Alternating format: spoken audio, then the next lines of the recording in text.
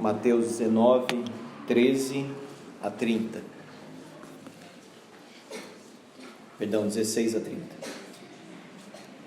E eis que alguém, aproximando-se, lhe perguntou: Mestre, que farei eu de bom para alcançar a vida eterna?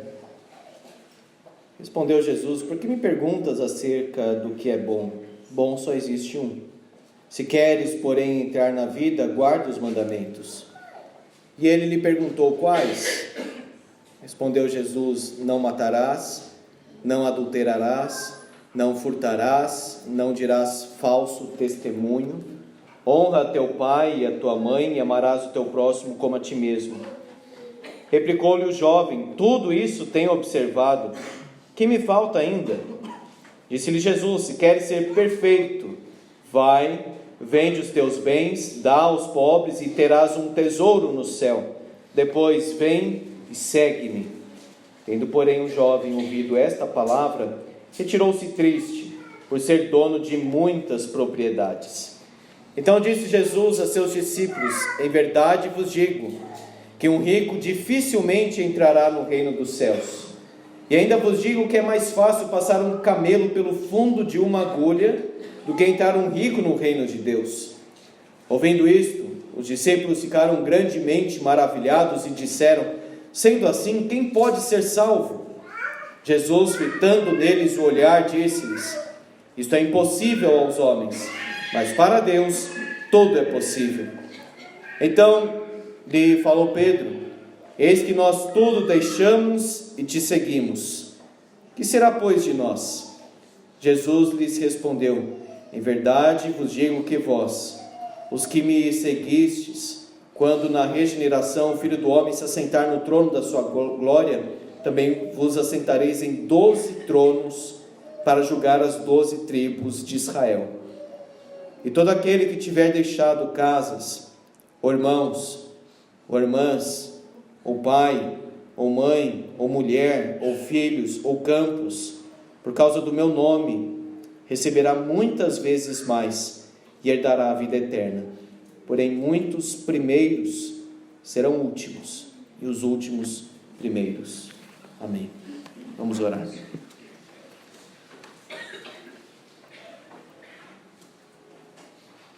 Senhor, ajuda-nos, ó Deus, porque somente o Teu Espírito Santo pode revelar as profundezas e as maravilhas da Tua Palavra. Ajuda-nos, ó Pai, derramando sobre nós esta luz, esta iluminação, este discernimento, esta sabedoria, este ouvir, Senhor, espiritual, porque a Tua Palavra, ela se discerne espiritualmente. Tira de nós a carne, a carnalidade, os desejos impróprios. Purifica-nos, ó Deus, liberta-nos de nós mesmos. E que o Senhor seja o tesouro maravilhoso e precioso da nossa vida. Em nome de Jesus. Amém.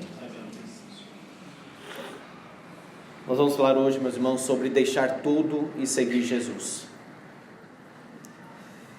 Esse é o tom do texto aqui. Deixar tudo e seguir Jesus. Nós não podemos, como cristãos, crentes, discípulos, corrermos atrás das mesmas coisas que o mundo. Daquelas pessoas que não estão na igreja, como se fosse tudo igual. Quando eu estava no ensino médio, era ainda adolescente, o meu amigo Rodrigo Valente falou assim: Antônio, sabe por que eu não vou na igreja? Porque a minha vida é igual à sua. Eu estava começando na igreja. E este foi um dos melhores golpes da graça, digamos assim, que eu recebi. Alguém que realmente identificasse que a vida era igual. É muito estranho isso. Se um crente tem a mesma vida de um descrente. Se alguém que frequenta a igreja usa as mesmas roupas daqueles que não frequentam a igreja, as mesmas conversas, os mesmos lugares, o mesmo estilo de vida, os mesmos interesses, não somente é estranho, é errado, é incompatível. nós temos que honrar, meus irmãos, o nome de cristãos que nós temos. Aquele Alexandre Magno, conhecido depois como Alexandre Grande, por causa das grandezas das suas conquistas, era um habilidoso estrategista de verdade. E aquele homem que estava conquistando o mundo inteiro conhecido da época, filho de Filipe da Macedônia. Certa vez ele estava passando ali revista às suas tropas, e ele encontrou um soldado ali abatido, desanimado, medroso até, que não queria enfrentar as batalhas, não queria lutar. E esse Alexandre o Magno, Alexandre o Grande, chegou para ele e perguntou: qual é o seu nome? Ele disse: Alexandre. E Alexandre o Magno então disse: ou você muda de nome, ou você muda de vida. E Cristo fala para alguns também hoje: ou você muda de nome, ou você muda de vida. Mas não seja um cristão falso. Não seja alguém que carrega o nome de cristão ou de crente, mas na verdade não é.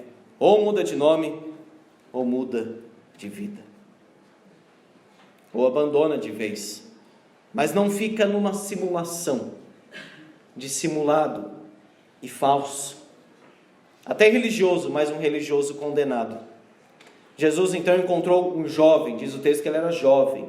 Só que essa palavra jovem estica até 40 anos, 24 até uns 40 anos.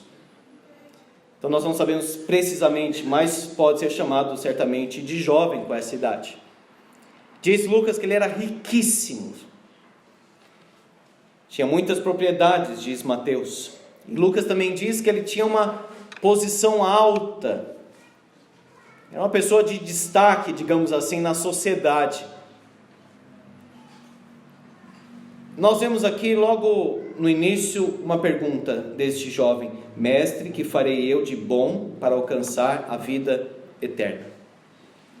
O texto fala do discipulado, o início do discipulado, que é a salvação, o progresso do discipulado, que é a santificação, o crescimento e, por fim, a recompensa do discipulado. Vamos ver o início. Jesus disse: você quer entrar na vida? Guarda os mandamentos. Não está falando se a pessoa consegue ou não. Levítico diz: aquele que observar os mandamentos, por eles viverá. E Paulo diz isso aos Gálatas. Essa é a sentença. O homem pode até guardar de uma forma externa. Não diz o texto que ele não tinha sinceridade. Não matarás. Aí ele pensou com ele mesmo: matei alguém nessa vida? Não, então eu cumpri isso aqui. Não adulterarás? Já adulterei com alguma mulher? Não, então eu cumpri. Nunca roubei. Não minto. Mas no aspecto externo, internamente, aí entra o ensino de Jesus. Se alguém odiou o seu próximo, na verdade matou no coração, então matou. Olhou para uma mulher com intenção impura, a adulterou. Prometeu algo, disse sim, e era não, na verdade, mentiu, deu um falso testemunho. Então, externamente, de uma forma externa, era mais fácil para esse homem, para esse jovem dizer: eu cumpri. E veja a pergunta: que farei eu de bom para alcançar a vida eterna? Tudo isso tenho observado, verso 20, que me falta ainda? A mentalidade dele era a seguinte: olha, até aqui eu tirei 10, cumpri tudo, o que está faltando? O que precisa mais? Jesus então vai fazer um diagnóstico, como nós vamos observar aqui, para mostrar para esse jovem que na verdade ele não cumpria os mandamentos. No modo como Deus exige, no modo como Deus ordena, na força da lei de Deus, ninguém aqui cumpriu. Ninguém, não sobra ninguém. Ninguém é salvo pelas obras. Então, externamente, ele poderia até dizer que cumpria, poderia até guardar, mas de uma forma imperfeita. Se você observar, Jesus, que trata mais da segunda tábua da lei, ele não mencionou aí o último, não cobiçarás. Percebeu? Não matarás, não adulterarás, não furtarás, não dirás falso testemunho, honra teu pai e tua mãe, e amarás o teu próximo como a ti mesmo. Jesus citou, digamos, o não cobiçarás depois, como se fosse algo prático. Vamos ver se você cobiça ou não as coisas. Vamos ver se o seu coração está na riqueza ou não. Você estaria disposto a vender tudo que você tem, dar aos pobres e depois me seguir? Aí ele foi embora triste, porque ele escorregava, ele descumpria o não cobiçarás. Agora, alguém que é rico pode dizer assim: eu não cobiço nada. É claro que não cobiça, tem tudo. Então a pessoa que tem assim com fartura, para ela é fácil, digamos assim, ajudar os outros, porque não vai mexer alguma coisa ali no bolso dela ou com ela. Então vai dar 10% talvez para ajudar alguém, vai sobrar muito ainda, e tem muito. Não vai sofrer com cobiça. Então Jesus dá um teste, digamos assim, mais difícil para ele reconhecer que na verdade ele cobiça. Ele não consegue viver sem o dinheiro, sem a riqueza. Ele está amarrado, e ele não cumpre o primeiro e o maior de todos os mandamentos: não terás outros deuses diante de mim, porque ele tem outro Deus, é Mamon, é o Deus das riquezas. Ele cumpria externamente a lei, mas Deus não era o Senhor dessa vida, era o dinheiro, era Mamon. Veja, meus irmãos, que simplesmente cumprir a lei em alguns aspectos não significa nada para Deus. Não cobiçarás. Jesus, ele insere aqui nas tábuas, digamos assim, amarás o teu próximo como a ti mesmo. Esse está lá em Levítico 19, não em Êxodo 20, na tábua dos 10 mandamentos. Mas Jesus insere porque sabe que o problema desse homem é o seguinte: ele vivia para si. Ele não pensava nos pobres, ele não pensava no próximo. E se você observar, a segunda tábua da lei começa com honra a teu pai e tua mãe. Depois, se você fizer um paralelo em Êxodo 20, você vai ver que tem a ordem certinha de Êxodo 20. Não matarás, não adulterarás, não furtarás, não dirás falso testemunho, não cobiçarás. Mas antes de todos estes, depois de Deus falar sobre o sábado, primeiro não terás outros deuses diante de mim. Nós vimos, ele tinha outro Deus, era o dinheiro.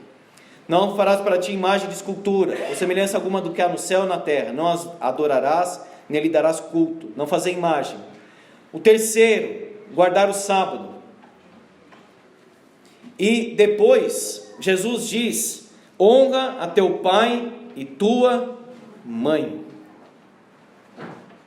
Na segunda tábua da lei, o quinto mandamento. Mas aqui ele inverteu e colocou no fim. Por que será que Jesus fez isso? Por isso que será que Jesus seguiu exatamente, estritamente Êxodo 20, mas inverteu aqui no final?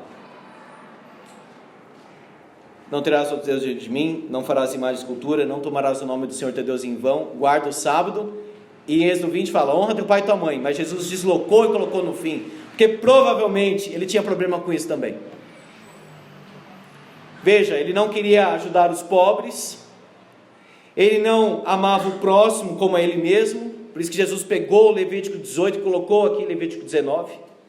E ele também deslocou: honra teu pai e tua mãe, porque este homem tinha problema com os relacionamentos. Ele era rico. Não matar, para ele era fácil isso. Não furtar, ele tinha tudo. Mas ia honrar pai e mãe? E lembrar, porque muitas vezes a pessoa começa a ganhar muito dinheiro, e uma das coisas mais tristes que ela faz é esquecer o pai e a mãe.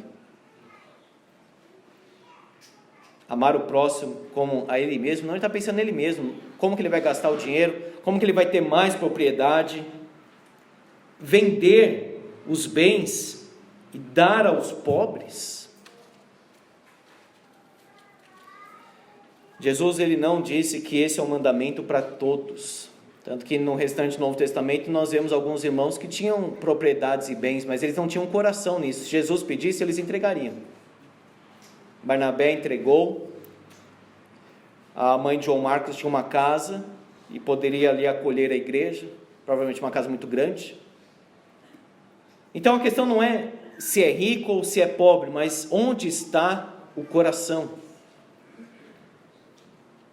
Jesus sabia que nesse ponto aqui, este jovem teria que tomar uma decisão.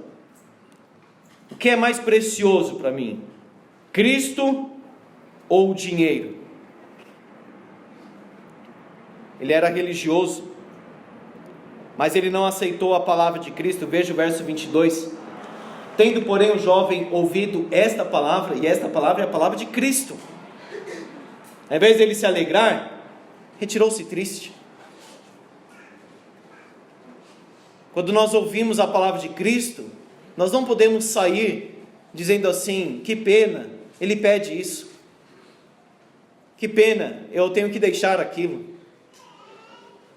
eu estou triste porque Deus fala que tem que ser dessa forma. Ele deu as costas para Jesus, saiu triste, porque na verdade ele não queria deixar tudo por Cristo.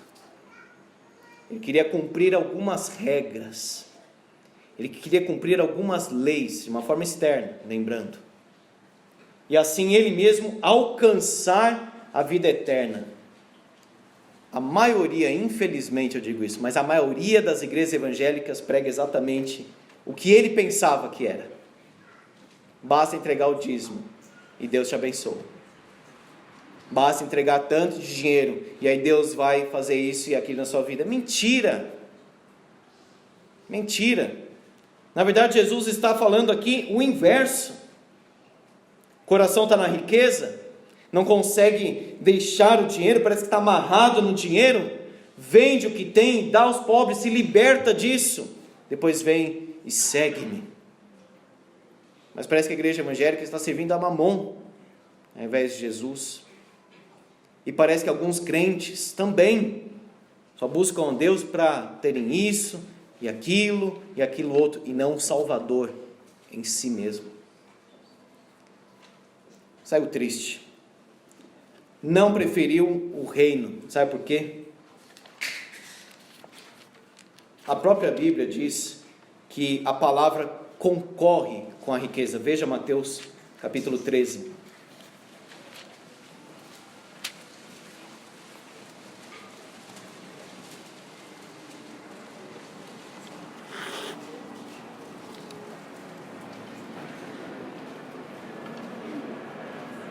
Versículo 22, o que foi semeado entre os espinhos. Então a palavra, que é a semente, é lançada, mas ela cai aqui entre espinhos. É o que ouve a palavra, porém os cuidados do mundo e a fascinação das riquezas sufocam a palavra e fica infrutífera. É o que aconteceu com o jovem. A palavra foi semeada, a palavra de Cristo ali, mas caiu num terreno cheio de espinho, cheio de concorrência. Ele ouvia Cristo, mas ele ouvia o coração dele. Ele ouvia Cristo e pensava: não, mas como que eu vou assim abandonar as minhas riquezas? Como que eu vou deixar tudo assim de repente? É aquele coração dividido. A pessoa diz: eu quero Cristo, mas eu também quero o mundo. Eu quero Cristo, mas eu também quero a carnalidade. Eu quero Cristo, mas eu também quero dinheiro, e dinheiro, e dinheiro. Às vezes, meus irmãos, Jesus pede algo, ou tira algo de nós, que nem sempre é ilícito ou pecaminoso, mas aquilo dominou a vida da pessoa. Arranca isso, amputa isso da sua vida, como ele mesmo disse. Ele não ouviu a palavra de Cristo, saiu triste, foi embora triste. Achou que bastaria colocar mais um tijolinho lá no caminho da salvação dele, na cabeça dele. Saiu triste. Não preferiu o reino pela concorrência do coração dele. Não renunciou sua vida. Jesus disse como é difícil entrar um rico no reino dos céus. Os discípulos estranharam isso, porque o judaísmo da época dizia o seguinte: o rico é rico porque é abençoado. Deus favorece aquela pessoa, Deus está abençoando, Deus está enriquecendo, Deus está derramando graça, Ele é rico. E Jesus fala, pelo contrário, é muito difícil entrar no reino. E aí Jesus intensifica a palavra e diz, na verdade, é impossível aos homens, mas para Deus tudo é possível. Um camelo passar pelo olho, por uma agulha, é a ilustração que ele usa aqui, pelo fundo de uma agulha, literalmente pelo olho de uma agulha, uma metáfora exagerada do Senhor Jesus para dizer realmente é impossível o homem ser salvo por ele mesmo. É impossível.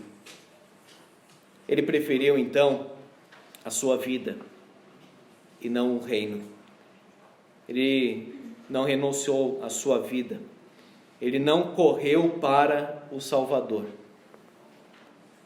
Ele apenas buscava uma resposta do Mestre. Se você olhar o texto paralelo de Marcos, capítulo 10, verso 17.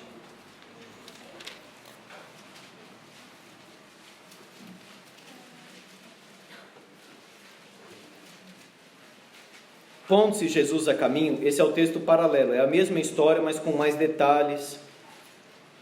Em Marcos, em Lucas tem também. Pondo-se Jesus a caminho, correu um homem ao seu encontro. Mas por que ele correu ao encontro de Jesus? Porque ele queria Jesus? Não, porque ele simplesmente queria, o que eu tenho que fazer mais para ser salvo?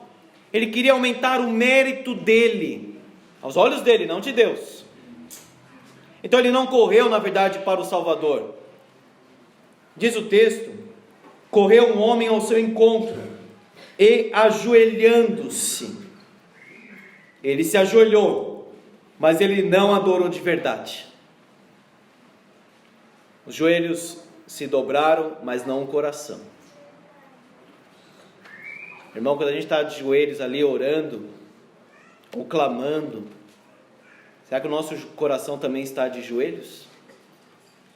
O povo de Israel às vezes rasgava as vestes, e aquilo virou muitas vezes apenas um rito. E Deus disse para eles, por que vocês não rasgam também o coração? Rasgai o vosso coração e não as vossas vestes. Circuncidavam, marcavam a carne, mas não circuncidavam o coração. O coração não pertencia a Deus. Correu ao encontro de Jesus, mas não queria Jesus. Queria só perguntar uma coisa para ele. Por isso que fala mestre. Se ajoelhou, mas não adorou de verdade. E ele pergunta então, o que eu devo fazer para ser salvo? Veja Marcos 10, 21. Jesus, fitando, o amou e disse. Fitando, o amou. Ou seja, Jesus cravou ali o seu olhar naquele jovem. Teve compaixão dele. Teve misericórdia da inocência espiritual dele. Fitando, o amor. 2 vezes tem esse destaque assim do olhar penetrante de Cristo. Essa e quando ele olha para Pedro, depois de Pedro negar. Quebrou completamente o coração de Pedro. Mas Jesus olha para este jovem, o ama, quer dizer, foi um encontro muito profundo até, eu diria. Ele correu ao encontro de Jesus, ele se ajoelhou, depois Jesus olhou firmemente para ele, o amou. E era um amor tão transbordante que você percebia no olhar de Cristo. E ele abriu mão de tudo. Que desperdício, não é? E se você for embora para casa e não aceitar Jesus ainda? É a mesma coisa. E se você ainda não entregar completamente a vida para o Senhor? É o mesmo desperdício que este jovem cometeu. Atrás das coisas deste mundo. Riqueza, propriedade. Mas e agora? Qual é a situação dele? Se não foi salvo. Ou se não entregou depois o coração para Jesus. As riquezas, na verdade, dão algum prazer, mas elas afundam ainda mais o coração do homem. Ele não aceitou a palavra, ele não preferiu o reino, ele não correu de verdade para o Salvador, ele não adorou de verdade e ele não recebeu o amor de Cristo. Na verdade, ele estava ali cheio de idolatria, ele queria dinheiro, ele queria mamon, ele queria o mérito dele. É uma espécie, meus irmãos, de orgulho, quando a pessoa diz, eu mereço. Eu mereço o céu. Uma das coisas mais absurdas que alguém pode dizer é exatamente isso. Eu mereço o céu. Então, quer ser salvo? Jesus disse. Quer entrar na vida? Guarda os mandamentos. Mas quem consegue guardar perfeitamente? Quem consegue fazer tudo para a glória de Deus até onde pode fazer? Ninguém. A segunda opção é o seguinte que Jesus dá.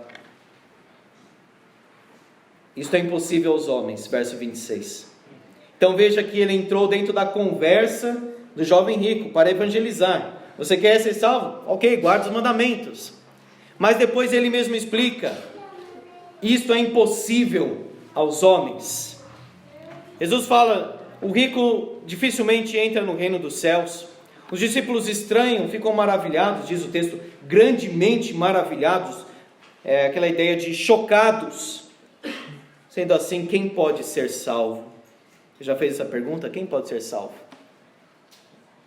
E a pergunta, como eu posso ser salvo? O peregrino de John Bunyan, o peregrino lutava com essa pergunta, como eu posso ser salvo? Como eu posso me livrar desse fardo aqui do pecado? Esta é a grande pergunta que você pode fazer. Quem pode ser salvo? Ou como eu posso ser salvo? E diante disso, Jesus diz, isto é impossível aos homens. E veja o verso 26, fitando neles o olhar, ele encravou os olhos também de novo.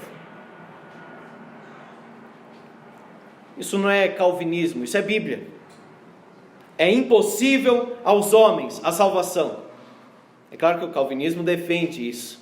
Mas antes de ser calvinismo ou qualquer outro sistema doutrinário, é Bíblia. Está escrito aqui, salvação, como posso ser salvo? É impossível aos homens, é isso que o texto diz, mas para Deus tudo é possível. Quando Paulo cantava, Paulo e Silas, por volta de meia-noite, os outros escutavam, teve aquele terremoto na prisão, o carcereiro já ia se matar, e ele disse, senhores, que devo fazer para que seja salvo? É interessante isso, porque a gente sempre pensa em fazer alguma coisa.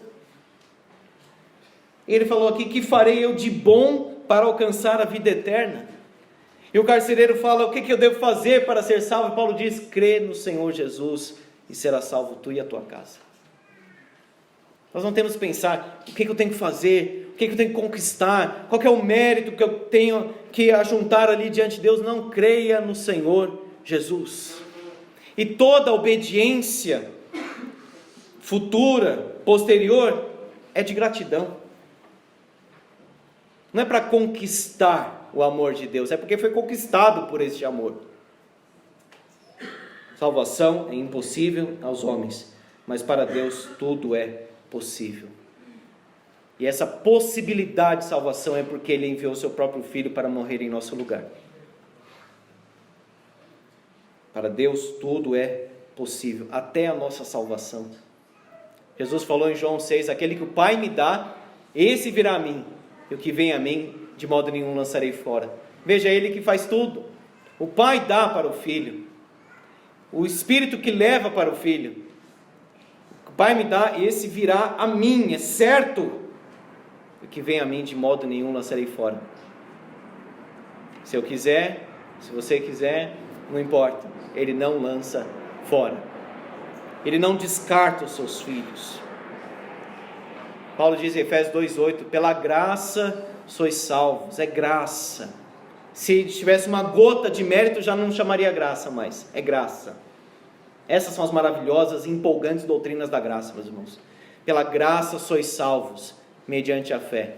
Isto não vem de vós, é dom de Deus, não de obras, para que ninguém se glorie. Você é salvo, graças a Deus por isso. Mas 100% graças a Deus por isso. É impossível aos homens, mas para Deus tudo é possível. Então aquele jovem não deveria perguntar, mestre, que farei eu de bom para alcançar a vida eterna? Veja o problema da pergunta. Ele poderia perguntar corretamente o seguinte, mestre, o que o Senhor fez, ou o que o Senhor fará para eu receber a vida eterna?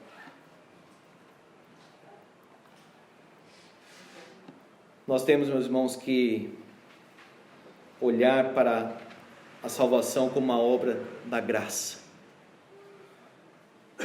uma obra de Deus em nós, porque para Ele tudo é possível. Agora, qual é o preço do discipulado? Veja, unir, deixar e seguir. Pedro diz no verso 27, eis que nós tudo deixamos e te seguimos, que será pois de nós? Primeiro, Pedro fala nós, os discípulos, aqueles que responderam ao chamado, ao ensino, ao serviço, aqueles que se uniram pelo Espírito, pela oração e pela comunhão. Nós,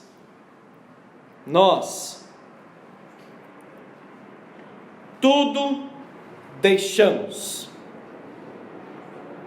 tudo,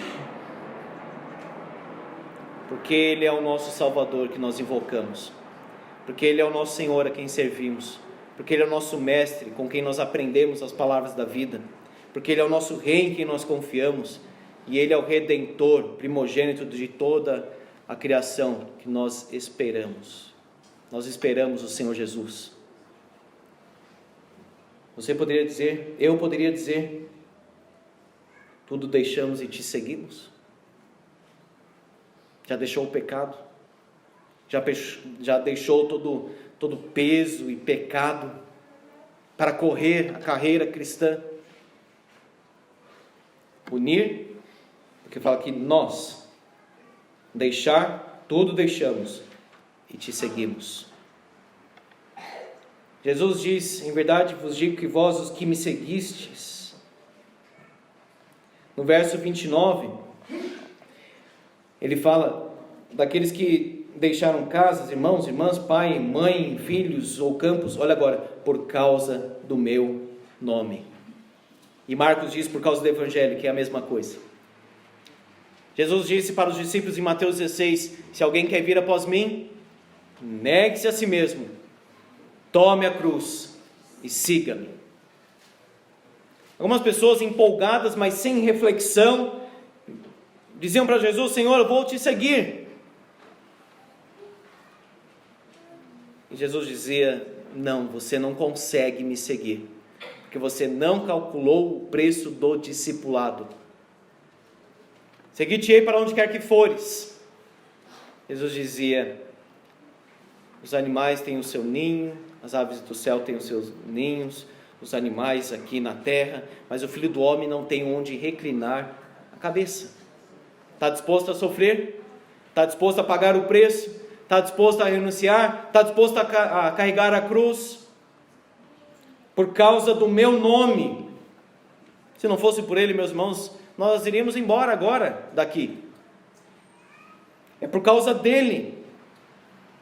Pedro então pergunta, que será pois de nós? É a recompensa do discipulado. E essa pergunta não é errada. Qual será a nossa recompensa? Isto é legítimo, porque a própria Bíblia fala da recompensa. Não é ilegítimo, é legítimo. Pensar na recompensa do céu aumenta a nossa perseverança.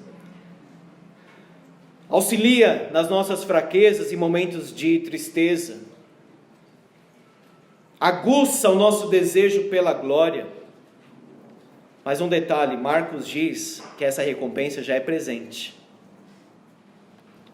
Marcos 10 e Lucas 18, no verso 30, Jesus diz o seguinte, que não receba já no presente o cêntuplo de casas, irmãos, irmãs, mães, filhos e campos, com perseguições, e no mundo por vir a vida eterna. Claro, ainda temperado com perseguições, mas depois não mais. A recompensa então é agora. Quando você olha um missionário que deixou tudo e foi para um campo, o que você pensa? O que nós pensamos? Ele perdeu muita coisa. Segundo Jesus, ele ganhou muito mais do que ele perdeu. O que ele ganhou é infinitamente maior do que aquelas coisas que ele abriu mão. Num conflito teve que deixar casa, irmão, pai, mulher e filhos. não é abandonar, mas muitas vezes, para seguir a Jesus e ser fiel ao Senhor Jesus, naquela época, naqueles dias, era amaldiçoado e lançado fora de casa. A quem amaria mais? Jesus disse: alguém amar mais seu pai, sua mãe, sua mulher, filhos do que a mim, não é digno de mim. E os discípulos estavam dispostos a sofrer, a caminhar, a pregar, passar 3 anos com Jesus, longe de casa, por causa do Evangelho.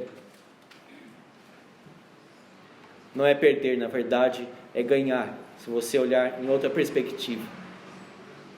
Mas a recompensa também é escatológica. Veja que Jesus fala aqui: quando na regeneração, naquele dia em que novos céus e nova terra serão criados por Deus, o Filho do Homem se assentar no trono da sua glória. Filho do Homem, o termo que aparece lá em Daniel 7, vindo com as nuvens, cheio de glória, poder, se sentará no seu trono e nós sentaremos e reinaremos com ele, diz Apocalipse. Nós seremos exaltados na sua exaltação, nós seremos glorificados na sua glória e nós venceremos na sua vitória. A recompensa, meus irmãos, é incomparável. Os laços íntimos, os bens, por amor de Cristo, por Ele, por ti. Herdar a vida eterna. Jesus termina então dizendo: muitos primeiros serão últimos e os últimos primeiros. Talvez se nós observássemos aquele jovem falando que cumpria a lei, que obedecia, tudo certo, e é claro que esta é a vontade de Deus, porque salvos, Deus nos manda de volta para a lei, para obedecermos. Não é para rasgar a lei e dizer sou salvo pela graça. Então não é salvo. Não é salvo. Mas buscar a salvação pelo cumprimento da lei, isso é uma falência total. Mas alguém poderia olhar para esse jovem ou para os fariseus daquela época e dizer assim: ele é muito piedoso, ele é muito fiel. O jovem ainda falou: tudo isso tenho observado. Tudo isso. Alguém poderia considerar esse jovem como o primeiro, os fariseus como aqueles primeiros. Mas Jesus inverte a questão e diz assim: o reino é das crianças. Não é dos ricos, dos poderosos desta época, ou dos orgulhosos que diziam assim: olha, eu conquisto o céu, eu chego lá no céu, bato no peito e diz assim: cheguei aqui porque mereço. Não, o reino dos céus é para os humildes, é para os pecadores. Portanto, terminando, meus irmãos, nós somos salvos pela obediência à lei ou porque nós confiamos em Deus? Nós somos salvos porque nós confiamos em Cristo, porque nós pedimos perdão para Deus baseados nos méritos de Cristo. E aí, como consequência disso, aí sim teremos uma vida de obediência.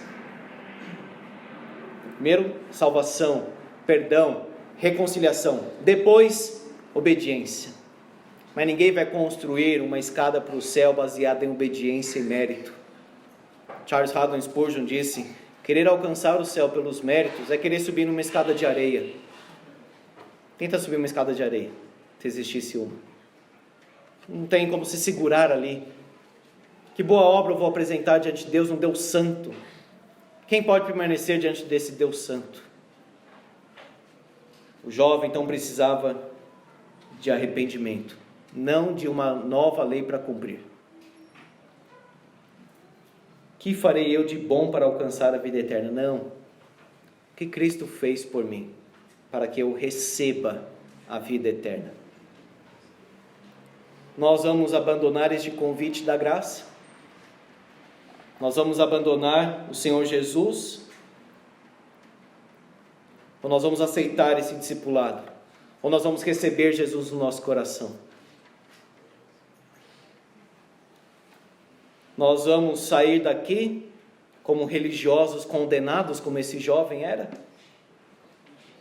Que cantou, que entregou dízimo, que participou das orações, mas mesmo assim condenado. Esse jovem aqui era condenado. Ele não era salvo. Os que aqui se encontram, às vezes vão para casa e continuam vivendo da mesma forma. São religiosos, mas religiosos condenados. Seguir então como um religioso condenado ou como um pecador salvo e destinado para a glória? Que Deus nos salve. Que nós sejamos discípulos fiéis. Apocalipse diz lá que os verdadeiros crentes são aqueles que seguem o Cordeiro por onde quer que ele vá. Seguir-te, Senhor, para onde quer que fores. Aquilo que Ruth disse para Noemi, nós temos que falar para o Senhor Jesus: aonde quer que fores, irei eu. É impossível para os homens, mas para Deus tudo é possível. Que nosso tesouro seja Cristo. Amém. Vamos orar.